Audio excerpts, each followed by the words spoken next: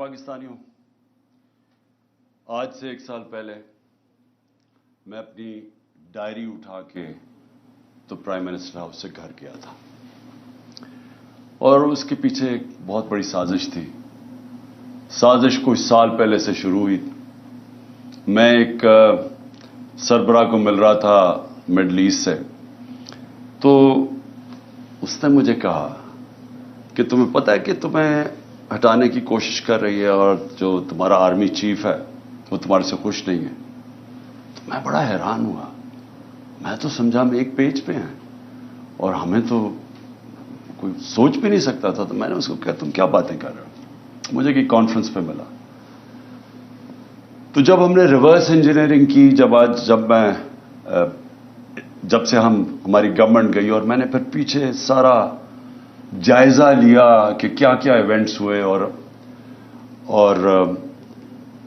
کس طرح کی سازش ہوئی اور کون کون اس میں ملوث تھا، لیکن ایک کردار جو سب سے جو اس کا ماسٹر مائنڈ تھا، تو وہ پھر آہستہ آہستہ ساری سمجھ آ گئی کہ کدھر کدھر دھوکے ہوئے ہمارے سے، کدھر کدھر ہمیں لال بتی کے پیچھے لگایا گیا، کدھر کدھر جھوٹ بولے گئے۔ اور ساری کوشش یہ تھی، پہلے سے پلان بنا ہوا تھا کہ مجھے ریپلیس کرنا تھا شہباز شریف سے۔ شہباز شریف سے انڈرسٹینڈنگ ہو چکی تھی جنرل باجوہ کی، اور ان کے کیسز ختم کروائے، اس کو سزا ملنے والی تھی۔ ایف آئی اے کیس میں 16 ارب کا کیس، اور پھر نیب کا 8 ارب کا وہ جو فیک اکاؤنٹس کا کیس تھا، تو سزا ہونے والی تھی۔ تو کیسے پھر اس کو پورا بچایا بھی گیا اور پھر اس کو لایا بھی گیا۔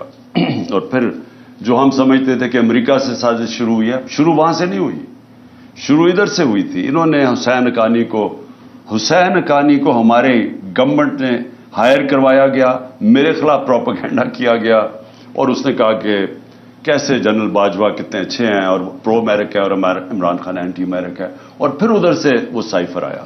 تو یہ خیر ہمیں بعد میں ساری چیزیں سامنے آ گئی۔ اب تو واضح ہے کہ یہ پہلے سے سازش تھی، اور اس کے اندر پھر باقی سارے ملتے گئے، یہ سارے پی ڈی ایم کے لوگ یہ سب شامل تھے بعد میں۔ آج کا ہمارا ہم نے وائٹ پیپر نکالا ہے، اس کا مقصد صرف یہ ہے بتانے کے لیے کہ 1 سال میں ہوا کیا پاکستان سے۔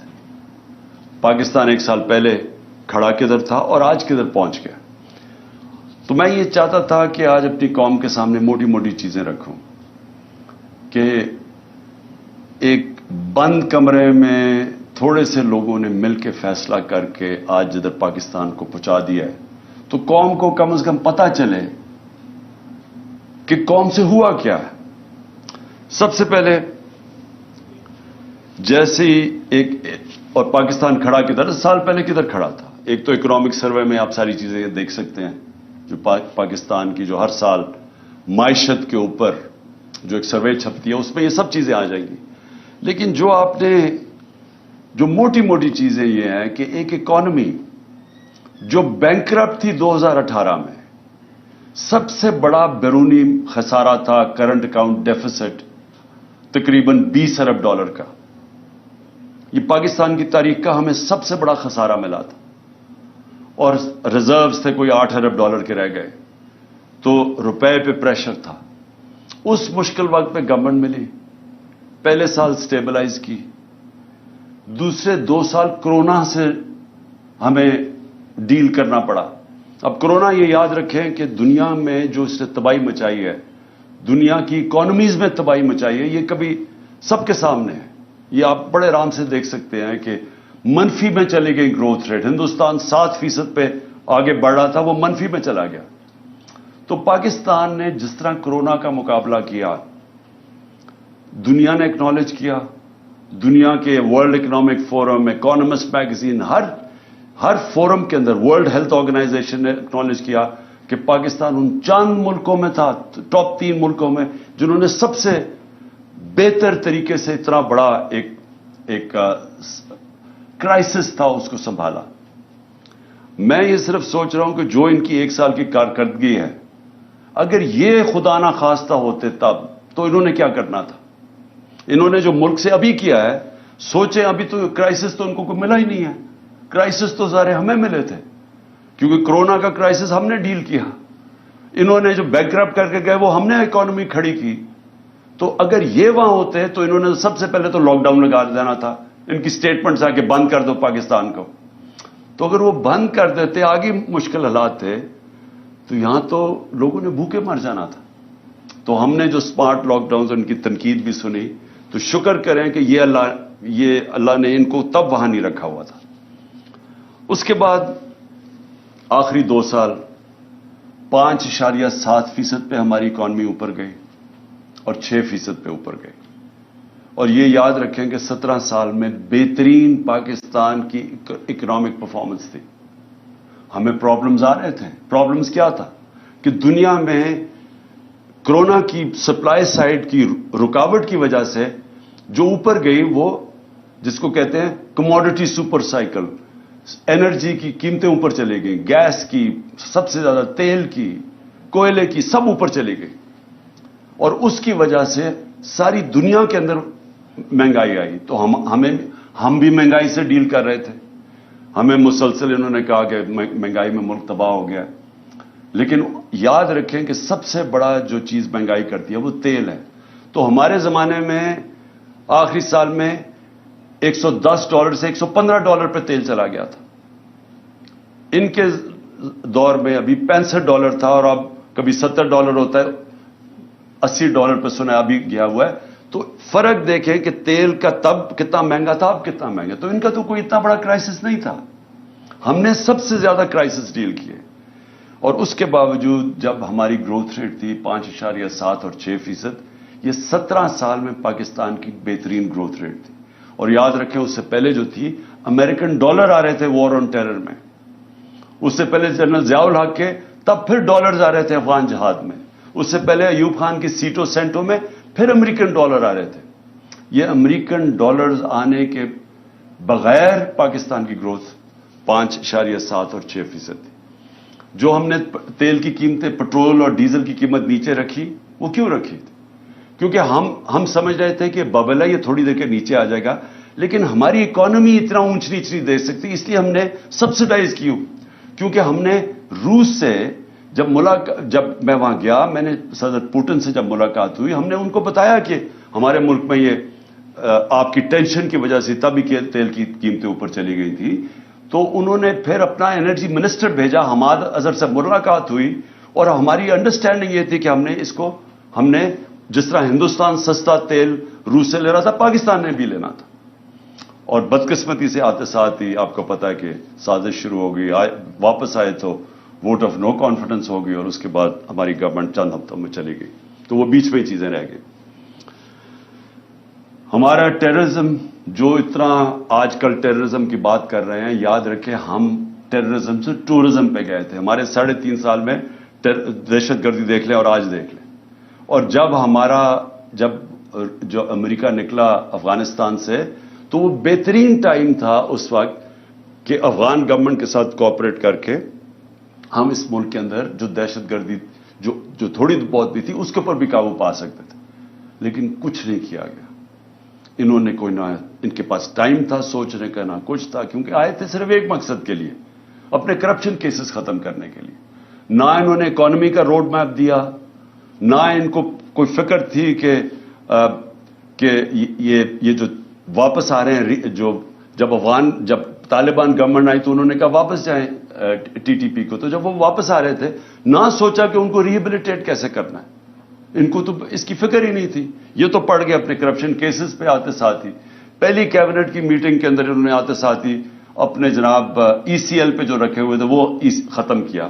60% کیبنٹ جو نہیں آئی وہ ضمانت پہ تھی, کرپشن کے کیسز تھے. تو انہوں نے تو صرف آتے ساتھ ہی اپنی کرپشن کیسز ختم کیے, اور پھر اسمبلی میں جا کے نیب کا قانون پاس کر کے 1100 ارب روپے کے کرپشن کے کیسز اپنے ختم کیے.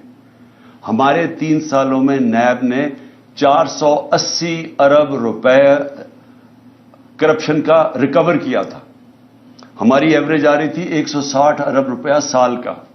سب سے زیادہ ہمارے دور میں ہم نے نیب نے پیسے ریکور کیے تھے جو کرپشن کے تھے. انہوں نے آتے ساتھ ہی پہلے نیب کو ختم کیا, نیب کے اوپر اب آدمی بٹھایا, جب وہ بٹھایا اس نے بھی دیکھا کہ میرے سے غلط کام کروا رہے ہیں, اس نے ریزائن کیا. یعنی نیب کا ادارہ تباہ کیا آتے ساتھ ہی, کیونکہ ان کو سب کو ڈر تھا نیب سے, تو امینڈمنٹ بھی پاس کی, پھر اپنا آدمی رکھایا, وہ بھی نہیں چلا. اس کے بعد ایف آئی اے کو انہوں نے تباہ کیا آتے ساتھ ہی, کیونکہ شہباز شریف نے پھنس جانا تھا. مقصود چپڑاسی اور وہ جو 16 ارب روپے کے کرپشن کیس تھے, ایف آئی اے پہلے رائے طاہر کو لے کے آئے, آئی جی جو نہیں, رائے طاہر پہلے سے تھا, اس سے غلط کام کروانے کی کوشش کی, اس نے ریزائن کیا, پھر آدمی لے کے آئے, پھر ساری ایف آئی اے کو صرف لگا دیا ہم سب کے اوپر, ہمارے اوپر کیسز کرنے کے لیے. ایف آئی اے کا ادارہ ختم کیا اپنے آپ کو بچانے کے لیے 16 ارب کیسز کے اور اپنا آدمی اور وکٹمائزیشن کے لیے.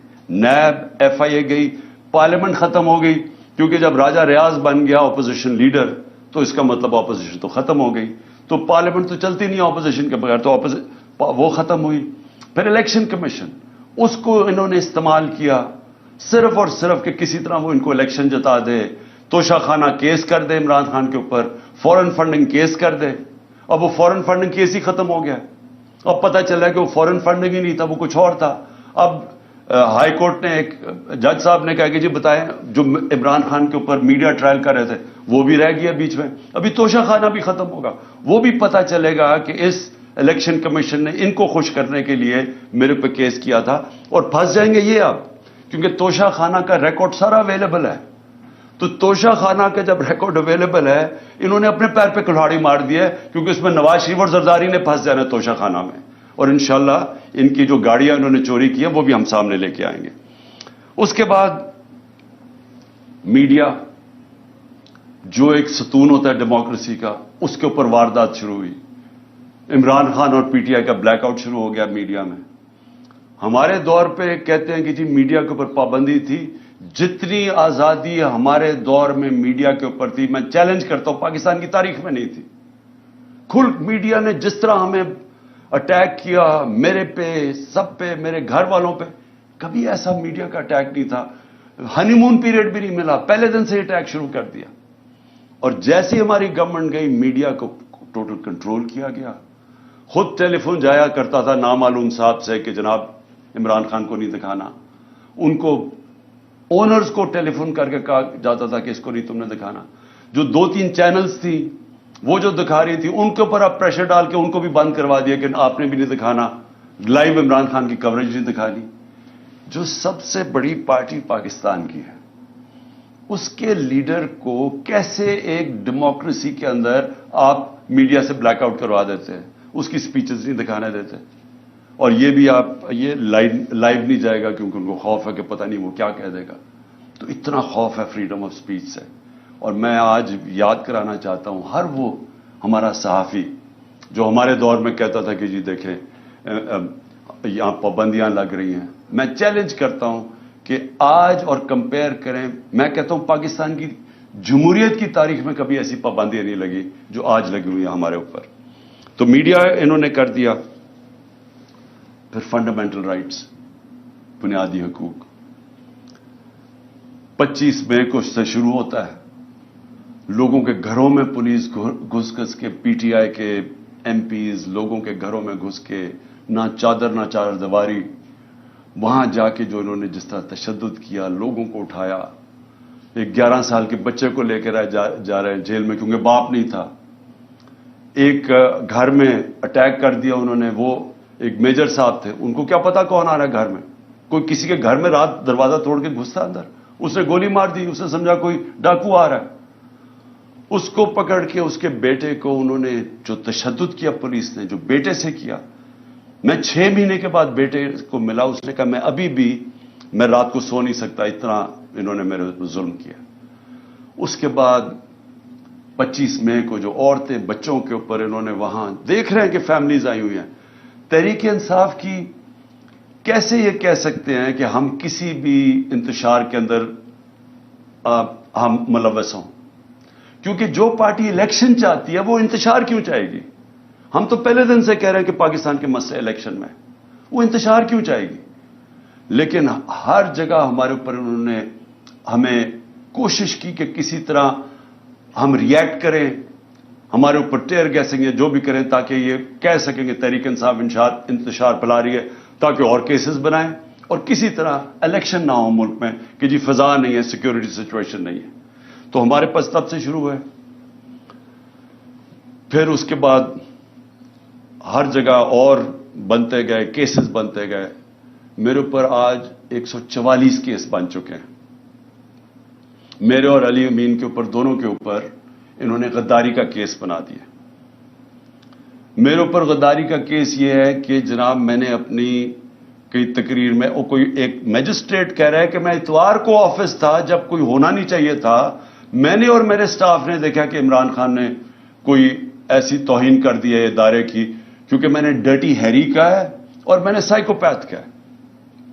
اس کے اوپر میرے اوپر غداری کا پرچہ کر دیا. میں آج جو یہ کر رہے ہیں، میں ان سے سوال پوچھتا ہوں کہ آپ کو پتا ہے کہ آپ پاکستان کو کتنا نقصان پہنچا رہے ہیں ان چیزوں سے؟ ساری دنیا میں یہ جب جاتا ہے کہ آپ نے ڈرٹی ہیری اور سائیکوپیتھ اس نے تقریر میں کہنے کی وجہ سے ایک غداری کا پرچہ کر دیا جائے ایکس پرائم منسٹر پہ، اس کا پتہ ہے پاکستان کو نقصان کتنا ہے؟ کیونکہ دنیا مذاق اڑا رہی ہے پاکستان کا، ہمیں بنانا ریپبلک سمجھ رہی ہے. 144 پرچے، جس میں 40 دہشت گردی کے پرچے میرے اوپر ہیں. یہ ساری دنیا، اب باہر کی چینلز ساری انٹرسٹ ہے، یہ ساری چیزوں کی رپورٹنگ ہوتی ہے. تو کس کا آج پاکستان کا کیا امیج باہر جا رہا ہے کہ پاکستان کے اندر بنانا ریپبلک ہے؟ یا کوئی قانون ہی نہیں ہے، کوئی بنیادی حقوق کی حفاظت ہی نہیں ہے، جمہوریت ہی نہیں ہے. اور سارے ہمارے ایک وقت پہ 3100 ہمارے کارکنوں کو پکڑ کے جیلوں میں ڈال دیا. ایک طرف الیکشن اناؤنس ہوا ایک طرف ورکرز کو پکڑ کے جیلوں میں ڈال رہے ہیں. اس کے بعد سوشل میڈیا کے لوگوں کو اٹھا رہے ہیں، اغوا کر رہے ہیں، وہ غائب ہو جاتے ہیں. ہمارا اظہر ماشوانی غائب ہو گیا 7-8 دنوں کے لیے، پتہ ہی نہیں کدھر گیا. ساری فیملی، گھر والے میرے سے پوچھ رہے ہیں. پوری طرح اس ملک کو سمجھنا چاہیے کہ جب یہ مسنگ پرسن ہوتا ہے، یہ جو بلوچستان میں روتے ہیں لوگ، یہ جو کراچی میں لوگ کہتے ہیں کہ یہ اٹھا کے لے گا کسی کو، اس گھر کے اوپر کیا گزرتی ہے جب آپ کسی کو اٹھا کے اغوا کر لیتے ہیں. اور پھر اعظم سواتی سے جب اس کو ٹارچر کیا جاتا ہے، اس کو کسٹوڈیل، پہلے تو اس کو بچوں کے سامنے، اس کے پوتے اور پوتیوں کے سامنے مارتے ہیں آ کے 3 بجے گھر میں گھس کے، پھر اس کو اٹھا کے لے جا کے ننگا کر کے ٹارچر کرتے ہیں 75 سال کے آدمی کو. اس کے اندر اتنا غصہ ہے آج، کیونکہ جب آپ کسی سے اس طرح ذلیل کرتے ہیں، آئین کا جو آرٹیکل 14 ہے جو رائٹ ٹو ڈگنیٹی دیتا ہے، ہمیں ہماری عزت نفس کی حفاظت کرتا ہے، جب آپ اس کو ننگا کر کے ایک ٹویٹ کے اوپر کہ اس نے باجوہ کو کہہ دیا کہ NRO 2 آپ نے دیا ہے، اس کے اوپر اس کو ننگا کر کے اس کو تشدد کرو، سوچو کہ اس کا کیا امپیکٹ گیا، ہماری پارٹی پہ کیا امپیکٹ گیا. اور سب کو پتا کون اس کے پیچھے تھا. پولیس نہیں تھی، نامعلوم افراد نے یہ کیا. گل سے یہی کیا. شہباز گل کو بھی اٹھا کے لے کے گئے، 2 دن رکھا، تشدد کیا اس کو. ایک یونیورسٹی کا پروفیسر ہے، اس کو پکڑ کے انہوں نے تشدد کیا. کدھر گئے فنڈامنٹل رائٹس؟ کوئی پوچھنے والا نہیں. خوف ہے ساری جگہ کے، او ہو جی یہ نامعلوم نے اٹھا لیا. خوف ہے ان کا کہ کوئی سب ان کے سامنے ڈرتے ہیں. سوشل میڈیا کے بچوں کو پکڑا، کسی کو کبھی کوئی اٹھا لے، ان کی عجیب عجیب خبریں آئیں، پکڑ کے وہی ننگا کر کے ان کو ذلیل کر کے ان کو پھر گھر واپس دے کہ آپ نے کچھ نہیں کہنا، آپ نے کسی کی تنقید نہیں کرنی.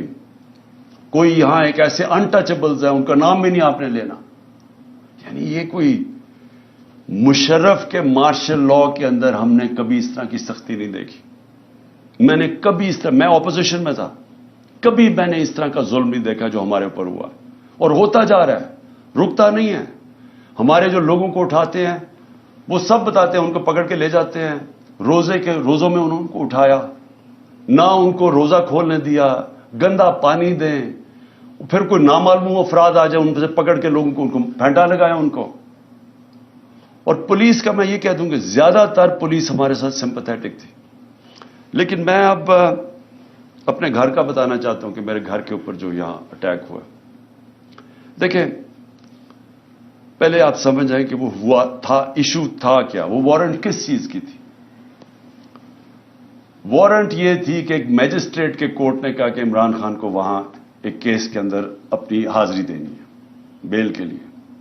میں کیوں نہیں جا سکا؟ پہلے مجھے گولی لگی ہوئی تھی. 3.5 مہینے میری ٹانگ ٹھیک نہیں تھی، ٹریول نہیں کر سکا. اس کے بعد میں نے ساری عدالتوں میں، ہائی کورٹ اسلام آباد جانا شروع کیا.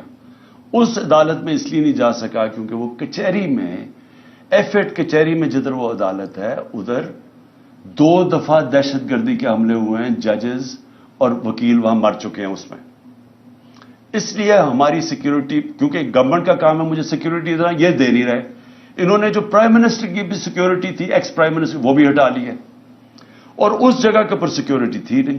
تو ان سے وکیلوں نے درخواست کیا میجسٹریٹ کو کہ وہ آپ دوسرے عدالت میں چلے جائیں تو ہم آ جائیں گے. اس کے اوپر اس نے میری وارنٹ نکال دی. وارنٹ نکلی تھی بنی گالا کے لیے، لے کے آنا تھی، اور انسپیکٹر نے وارنٹ لے کے آنا تھا. وہ ڈی آئی جی وہ بنی گالا کی وارنٹ لے کے یہاں جاتا ہے، اس کا پروسیجر ہی بالکل غلط ہے. پہلے تو وارنٹ یہ تھی کہ عدالت میں آنا تھا 18 کو، وہ میں ویسے ہی جا رہا تھا عدالت میں، لیکن وہ وارنٹ یہ 3-4 دن پہلے آ گئے یہاں کہ جی آپ کو ہم نے اریسٹ کرنا ہے. بالکل غلط تھا، غیر قانونی تھا. اس کے بعد انہوں نے جب یہاں پولیس فوج جمع کر دی، جس طرح کہ دنیا کا سب سے بڑا دہشت گرد یہاں چھپا ہوا ہے 3 طرف سے پولیس، تو شام کو میں نے وکیل کے ذریعے اشتیاق خان جو پریزیڈنٹ ہے لاہور بار ہائی کورٹ کا، اس نے میں نے ایشورٹی بانڈ دیا کہ میں پہنچ رہا ہوں وہاں 18 کو، اور جب وہ ایشورٹی بانڈ مل جائے قانون کے مطابق اریسٹ نہیں کر سکتے. وہ سی پی او وہ لیتا ہی نہیں ہے بانڈ، کیونکہ نیت کچھ اور تھی. نیت کیا تھی یہ ذرا میں آپ سب کو بتا دوں. نیت ان کی یہ تھی کہ 2 قسم کے ان کے سامنے ماڈل تھے جو میرے اوپر آزمائے. پہلے تھا سلمان تاثیر کا قتل. وہ دینی انتہا پسند ہے جو وزیر آباد جس کے نام پہ انہوں نے یہ پلان کر کے کیا ہوا تھا. پہلے انہوں نے ایک کیمپین چلائی کہ عمران نے توہین مذہب کر دی ہے. میں نے تب پبلک میں کہا کہ یہ اب سلمان تاثیر ٹائپ قتل کرائیں گے میرا دینی انتہا پسند سے، اور وہی ہوا. وہ اس نے میرے پہ واردات کی وزیر آباد میں. اس کے بعد کور اپ کیا گیا. پہلے تو میری ایف آئی آر نہیں رجسٹر کی، مجھے پتا تھا وہ کون 3 لوگ ہیں جو پیچھے تھے، کیونکہ میں تو پہلے سے کہہ رہا تھا کہ یہ میرے اوپر واردات ہونی ہے. اس کے بعد جب واردات ہوگی انہوں نے سیبوٹاج کیا جے آئی ٹی کی، کیونکہ اگر وہ فائنڈنگ سامنے آ جاتی تو پتا چل گیا تھا 3 شوٹر ہیں، ایک تھا ہی نہیں. تو وہ دینی انتہا پسند کا جو انہوں نے بوگی بنائی تھی وہ تو ختم ہو گئی تھی. تو انہوں نے وہ سیبوٹاج کی. کون تھے پیچھے؟ وہ طاقتور جو سارے پاکستان میں وہ طاقتور جو فیصلہ کرتا وہی ہوتا ہے، وہ پیچھے تھے. اس کے بعد اگلا پلان بنتا ہے یہ جو میرے گھر پہ یہ اٹیک، یہ دوسرا ماڈل تھا مرتضی بھٹو ٹائپ قتل، کہ انہوں نے اٹیک کرنا تھا، یہاں ہو رہا ہے، اور اسی کے اندر جناب عمران خان کو قتل ہو گیا. تو وہ مرتضی بھٹو کا ماڈل تھا. یہاں پہلے کیا، ساری رات اٹیک کرتے رہے، اتنی پولیس رینجرز، جس طرح کا انہوں نے کیا سب غیر قانونی تھا. مقصد کچھ اور تھا. مقصد یا قتل کرنے کا تھا، یا پھر اٹھا کے جیل کے اندر کوئی زہر دے دینی تھی، جو کہ ان کا وہ جس طرح 4 وہ مرے ہیں ہارٹ اٹیک سے شہباز شریف کے گواہی، وہ دوسرا وہ ماڈل تھا. اس کے بعد میں جاتا ہوں اسلام آباد، ادھر دوسرا پلان، پھر مرتضی بھٹو پلان بنا ہوا تھا. اندر پہلے انہوں نے مجھے اکیلا کرنا تھا، اندر جانا تھا، ہمارے رینجرز پولیس بھرے ہوئے تھے، نامعلوم افراد. تو وہ تو شکر ہے ہمارے اندر جو وکیل تھے ان کو بھی مارا، شبلی فراز کو مارا وہاں.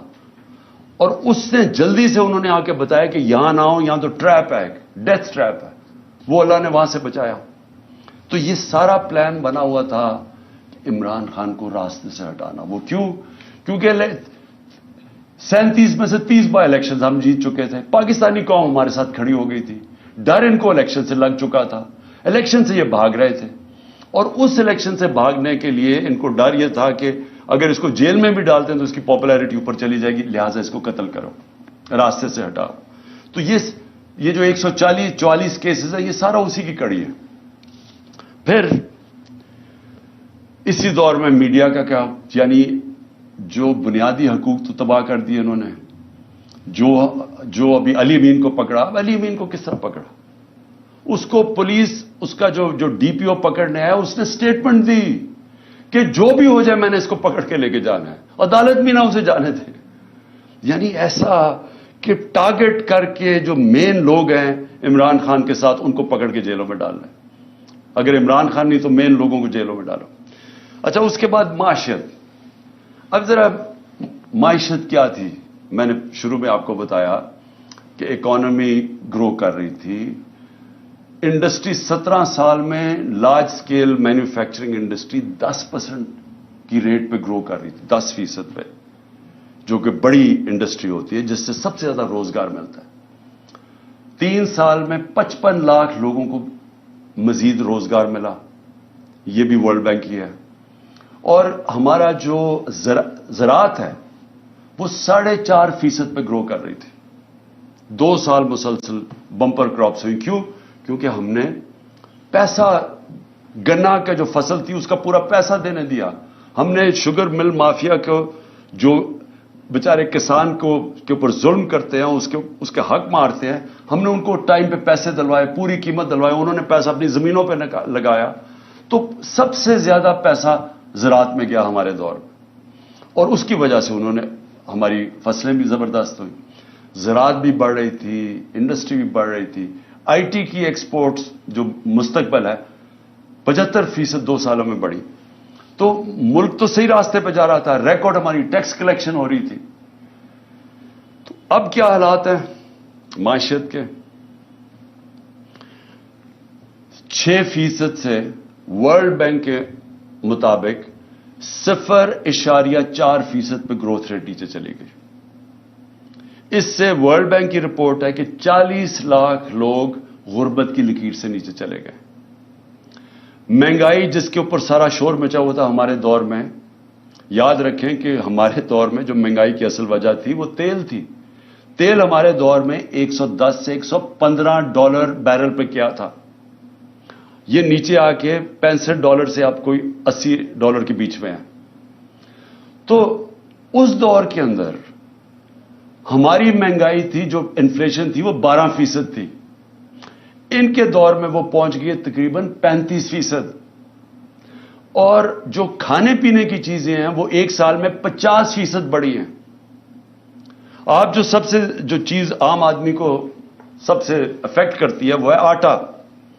آٹے کا 20 کلو کا بیگ اگر آج آپ دیکھیں، اور ہمارے مقابلے میں ہمارا تھا 1140 روپے کا، آج وہ بیگ پہنچ گیا ہے 2800 روپے کا.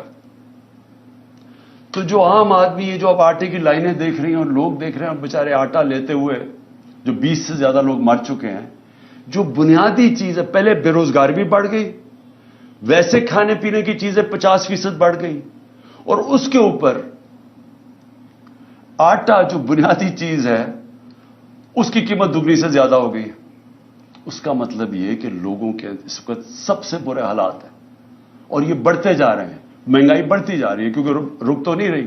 روپیہ 100 روپے سے زیادہ ڈالر مہنگا ہو چکا ہے. روپیہ 100 روپیہ گر چکا ہے. اور پھر سے میں یاد کرا دوں کہ جو باہر بیٹھے ہوئے ہیں، جو لندن میں بیٹھے ہوئے ہیں، جن کی اربوں روپے کی، اربوں ڈالرز کی پراپرٹیز ہیں، جن کے ڈالر میں پیسے ہیں، ان میں اضافہ ہو گیا 100 روپیہ. اور جو پاکستان کے اندر اس وقت جو عام آدمی جن کے آپ کے روپیوں میں پیسے ہیں، وہ ڈالر کے مقابلے میں 100 روپیہ کم ہو گیا. آپ کی، اگر آپ یہ سمجھیں نا کہ 100 روپیہ آپ کے پاس بینک میں پڑا ہوا تھا، تو صرف 65 روپے اس کی خریدار کی قیمت رہ گئی ہے. ایکسپورٹس 10% گر گئی ہیں.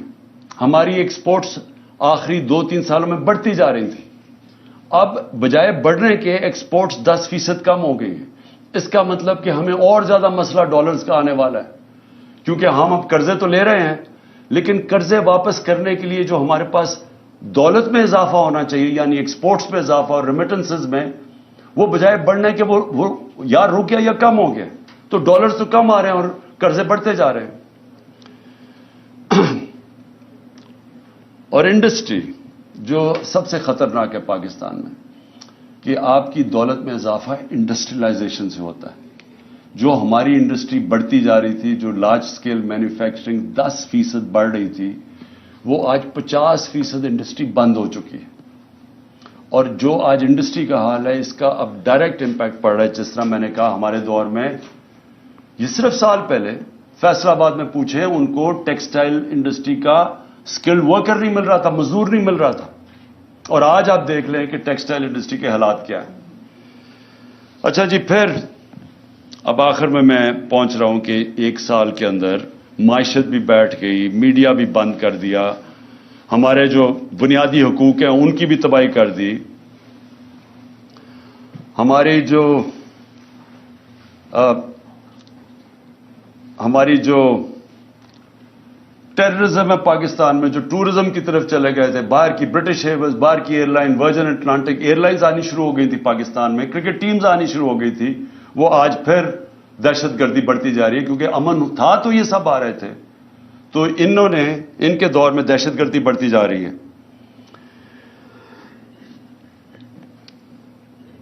اب آخر میں اپنی بات ختم کرتا ہوں. اب پاکستان کدھر جا رہا ہے؟ ساری قوم کو ہمیں اب سوچنا چاہیے کہ ہمارا ملک جا کدھر رہا ہے. سارے ادارے ہمارے گئے, پارلیمنٹ ہماری گئی. جس طرح پھر سے دیکھیں, ملک چلتا ہے اداروں کے اوپر. پارلیمنٹ ایک ادارہ ہے, پارلیمنٹ کی آج حیثیت ختم ہو گئی ہے. آج پارلیمنٹ کے اندر کورم ہی پورا نہیں ہوتا, تو اس کو کوئی شوق ہی نہیں ہے پارلیمنٹ میں, اس کا مقصد ہی ختم ہو گیا جب اپوزیشن ختم ہو گئی. لیکن جو گورننس کے ادارے ہیں وہ گئے ہیں. جب آپ کی الیکشن کمیشن کے اوپر اعتماد اٹھ جائے, جب نیب ختم ہو جائے, جب ایف آئی اے ختم ہو جائے, جس نے انویسٹیگیٹ کرنا ہے کرپشن, ان کو صرف استعمال کرو وکٹمائزیشن کے لیے. کیئر ٹیکر گورنمنٹ, اب کیئر ٹیکر گورنمنٹ بھی ایک ادارہ ہے. وہ کیئر ٹیکر گورنمنٹس بنی اس لیے تھی کہ یہ نیوٹرل ہوں گی, تاکہ نیوٹرل گورنمنٹ نیوٹرل امپائر بنیں گی الیکشنز کروانے کے لیے. یہ اس لیے بنی تھی. یہ جو کیئر ٹیکر گورنمنٹ بنی ہے, کوئی تصور کر سکتا ہے اس طرح کے لوگوں کو کوئی نیوٹرل کہہ سکتا ہے؟ 3100 کارکنوں کو پکڑ کے جیل میں ڈال دیں, میرے گھر پہ حملہ کر دیں. میں جاتا ہوں اسلام آباد, پیچھے میری بیوی اکیلی گھر پہ, وہ پورا دعویٰ بول دیتے ہیں, مارتے ہیں ان کو, نوکروں کو مارتے ہیں, خنسامے کو لے جاتے ہیں. اچھا, خنسامے سے سوال کیا پوچھتے ہیں یہ نامعلوم افراد؟ یہ بھی سن لیں کہ جی عمران خان کے جو گھر پہ جو کمرے میں اس کے شیشے لگے ہوئے ہیں, اس خنسامے سے پوچھ رہے ہیں کیا وہ بم پروف ہیں یا بلٹ پروف ہیں. پھر اس سے پوچھ رہے ہیں کہ جناب کتنا راستہ ہے کچن سے عمران خان کے بیڈ روم کی طرف. یہ خنسامے سے سوالات پوچھ رہے ہیں. وہ اور ہے کہ وہ کھاتا کیا ہے, تاکہ وہ زہر دینے کے لیے پتہ چل جائے کھاتا کیا ہے. یہ ہمارے ملک کے حالات ہیں. وہ بیچارے خنسامے کو مار مار کے وہاں پہلے لے جاتے ہیں. اب یہ سوال پوچھ رہے ہیں اس سے, اور اس بیچارے غریب آدمی کو پھر اپنا ایسٹ بنانے کی کوشش کر رہے ہیں کہ تاکہ آگے سے جاسوسی کریں ان کی. پہلے بھی میرے جو اسلام آباد کے جب میں پرائم منسٹر تھا, وہ دونوں میرے جو نوکر تھے, میرے جو گھر میں کام کرتے تھے, ان دونوں کو پے رولز پہ رکھ لیا نامعلوم افراد نے. ان سے بھی یہ پوچھتا ہے کھانا کیا کھاتا ہے. یہ سوچیں, یہ ملک کے حالات ہیں کہ کیا اگر مارنے کی آپ نے کوشش کر رہی ہے تو کوئی عقل سے کر لیں, کسی تھوڑی سی عقل ہی استعمال کر لیں. اس طرح بھونڈے طریقے سے کھلے عام کبھی وہ پورا گھر پہ دعویٰ بول دیتے ہیں, وہاں ادھر کر دیتے ہیں, یا پھر زہر کی, اچھا جی کھانا کیا کھا رہا ہے, اور پھر گھر کا جی بلٹ پروف ہے یا بم پروف ہے اس کا کمرہ. تو میں آج آخر میں یہ پوچھنا چاہتا ہوں کہ ہم جا کدھر رہے ہیں. ادارے جب ایک ملک کے ختم ہو جاتے ہیں, ملک ختم ہو جاتا ہے. ملک چلتا ہے اداروں کے اوپر, آپ کی بیوروکریسی کے اوپر, آپ کا جوڈیشل سسٹم کے اوپر. وہ ادارے جو گورننس کے ادارے ہیں, پولیس کا ادارہ ہے, پولیس سے یہ کام کروانے جا رہے ہیں.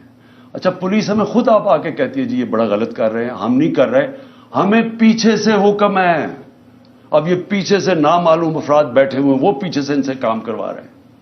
پولیس والے اب کہتے ہیں, وہ جب ہمارے لوگ جیل میں گئے انہوں نے کہا جی پولیس نہیں کرتی تھی, وہ بعد میں نامعلوم افراد آتے تھے شلوار قمیض میں, وہ آ کے ان کے اوپر تشدد کرتے تھے.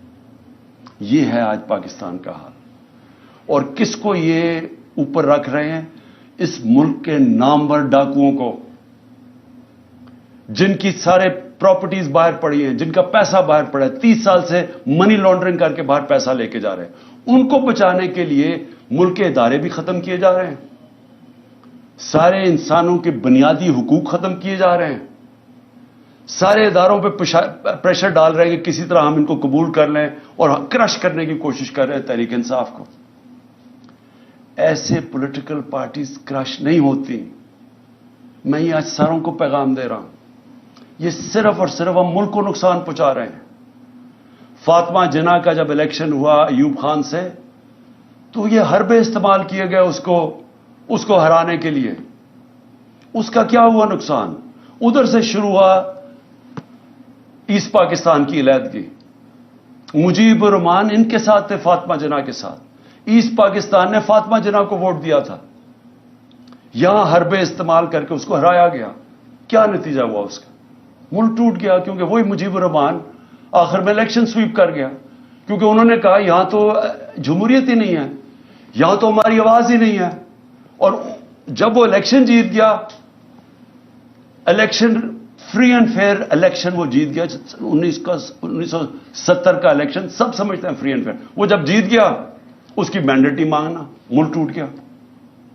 ہم وہی حربے پھر استعمال کیے جا رہے ہیں کہ جو سب سے بڑی جماعت ہے اس کے ڈر سے کہ وہ الیکشن نہ جیت جائے, سارے پاکستان کا نظام کا بیڑا غرق کر رہے ہیں. ہر وہ ادارہ ختم کر رہے ہیں کہ کسی طرح ان کو جتا دے, چوروں کو, ان کو کسی طرح یا الیکشن ہونا یا یہ جیتے نا. یہ جو اب سپریم کورٹ سے ہو رہا ہے, میں سوال یہ پوچھتا ہوں کہ میں نے آئین دیکھ کے, وکیلوں کو کنسلٹ کر کے, آئین کے مطابق میں نے اپنی گورنمنٹ جب ڈیزالو کی, اور اس لیے کہ ہم کام نہیں کر سکتے تھے اور ہم یہ سمجھتے تھے کہ الیکشن ایک ہی راستہ ہے, اور ابھی میں سمجھتا ہوں کہ الیکشن کے بغیر کوئی دوسرا راستہ نہیں ہے. ہم اپنی گورنمنٹ ڈیزالو کرتے ہیں, ادھر سے پتہ چلتا ہے جی وہ اور ہی ایشو اٹھ جاتا ہے کہ جی وہ 100 موٹو یا نہیں 100 موٹو. بھائی 100 موٹو میں تو ہماری گورنمنٹ گئی تھی 1 سال پہلے, 100 موٹو میں تو گئی تھی, یہی ججز تھے, تب وہ ٹھیک تھا. اب وہ 100 موٹو لیتے تو آپ کہتے جی وہ بجائے یہ فیصلہ کریں جی 90 دن کے اندر الیکشن ہونے چاہیے نہیں, کیا آئین کیا کہتا ہے؟ تو آئین تو واضح ہے. بجائے اس کے اوپر بات کرنے کے کبھی کوئی جی آپس میں ججز کو تقسیم کروا دو, ان کی آپس میں انتشار کروا دو, ملک کا بیڑا غرق کروا دو, کسی طرح الیکشن نہ ہو.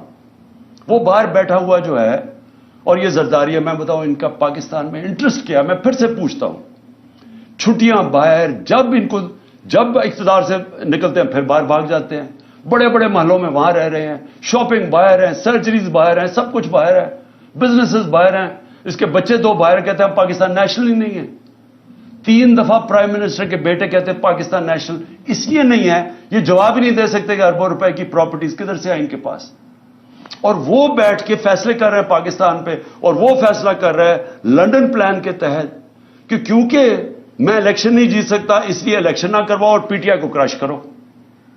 اور وہ کہہ رہے ہیں کہ میں یہ جو میری اگریمنٹ ہے وہ پوری کرو, اور اس میں یہ چل رہا ہے, ملک کا بیڑا غرق ہو رہا ہے, اکانومی بیٹھ رہی, کوئی فکر نہیں ہے کہ ملک کی معیشت تباہ ہو رہی ہے.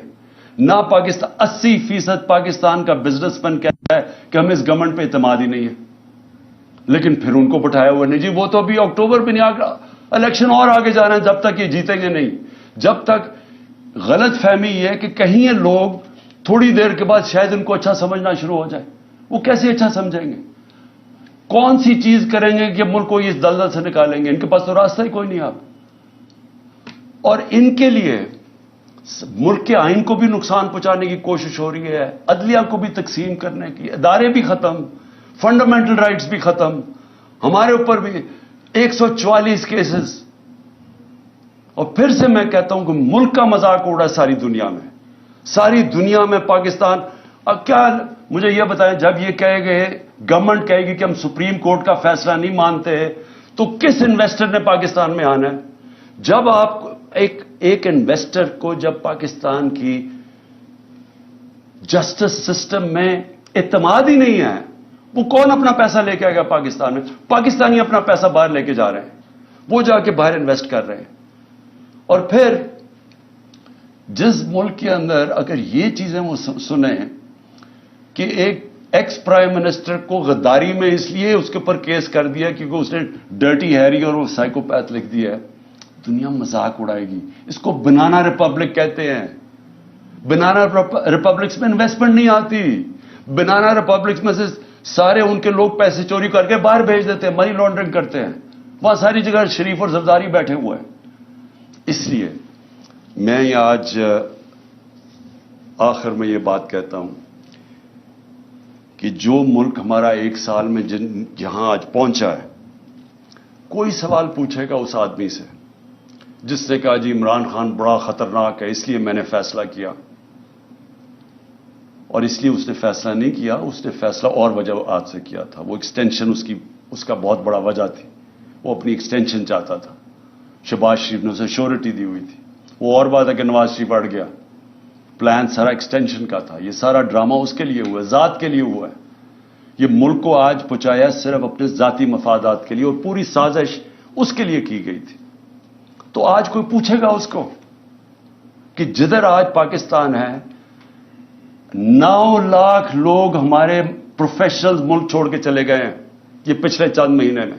امید چلی گئی ہے پاکستان سے. شوکت خانم سے 4 ہمارے کنسلٹنٹس چھوڑ گئے ہیں. یاد رکھیں کہ جو کینسر کے ڈاکٹرز ہوتے ہیں دنیا میں ان کی ڈیمانڈ ہوتی ہے.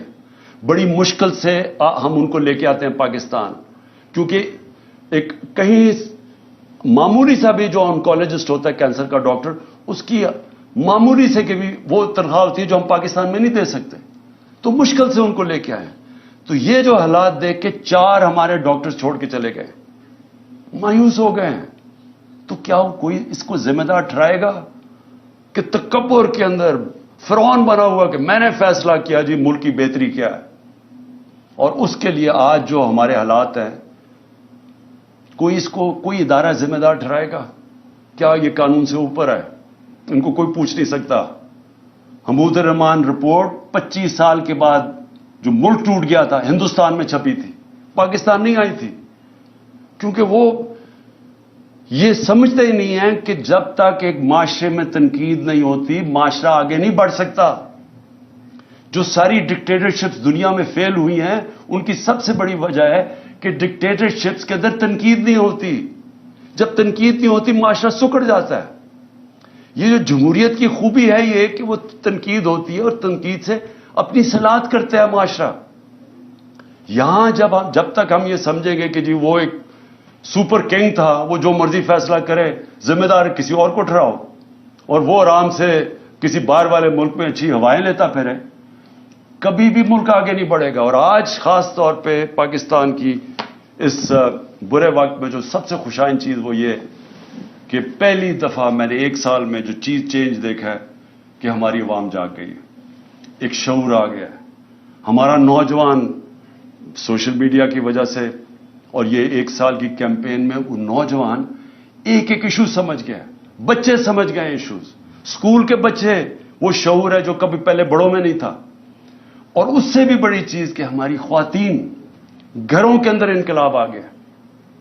میں سمجھتا ہوں کہ یہ سب سے خوشائن چیز ہے جب ایک قوم جاگ جاتی ہے اور جب اس کو سمجھ آ جاتی ہے حقیقی آزادی کیا ہے.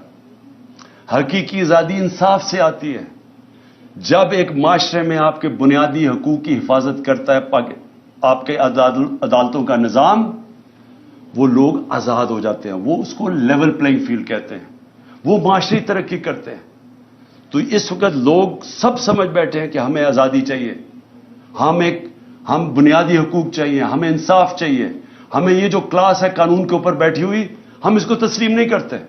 یہ جو چھوٹے سے لوگ ہیں جو ملک کے فیصلے کرتے ہیں, چوری کریں تو NRO مل جاتا ہے, قانون توڑیں تو اپنی FIR, ex prime minister FIR نہیں درج کروا سکتا کیونکہ وہ خاص کوئی آدمی تھا جس نے جو مرضی کرے تو اس کو ہمارا قانون کا نظام نہیں پکڑ سکتا.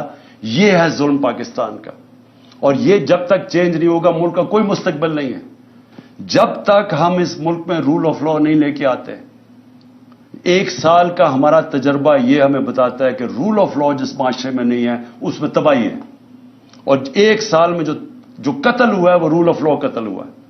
ان چوروں کو اوپر بٹھانے کے لیے اس ملک کے اوپر جو ظلم ہوا ہے وہ یہ ہوا ہے کہ ان کے لیے ایک اور قانون بن گیا ہے ان کی ساری چوریاں معاف ہو گئی ہیں. وہ ایک خاتون پھری جاتی ہے, وہ کھلے عام عدلیہ کو برا بھلا کہہ رہی ہے, ججز کو برا بھلا کہہ رہی ہے. وہ کوئی نہیں پکڑ سکتا اس کو, کیونکہ وہ اس کو اس کیٹیگری میں رکھ دیا ہے, وہ قانون سے اوپر ہے. وہ چوری بھی کرے, آج تک نہیں بتا سکے کہ لندن میں اربوں روپے کی پراپرٹیز کدھر سے آئی ہیں, وہ نہیں بتا رہے. وہ صرف یہ کہہ رہے ہیں کسی کی جرت کیسے پڑی کہ ہمیں سوال بھی پوچھ لیا. وہ یہ اوپر یہ خاص لوگ ہیں, باقی لوگوں کے پاس حقوق ہی نہیں ہے.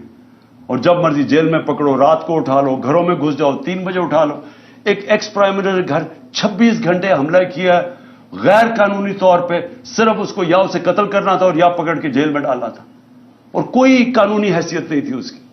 آپ تماشا دیکھ رہے ہیں, ساری دنیا تماشا دیکھ رہی ہے.